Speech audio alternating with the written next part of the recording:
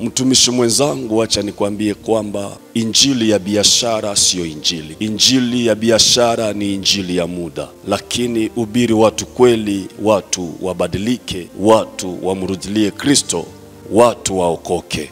Usihubiri watu kwa sababu unataka mashabiki, lakini ubiri watu kwa sababu unataka jina lako liandikwe kwenye kitabu cha uzima. Injili ya kweli ni injili ya toba.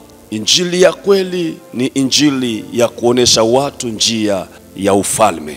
Injili ya kweli ni injili ambayo unaonesha watu kwamba siku ambazo tulimo ni siku za mwisho.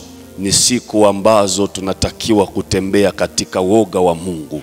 Ni siku ambazo tunatakiwa kutembea katika njia ya kumheshimu Mungu, ya kumtafuta Mungu, ya kutembea maisha ya utakaso. Ni wakati wa kutembea katika maisha ya kuogopa dhambi.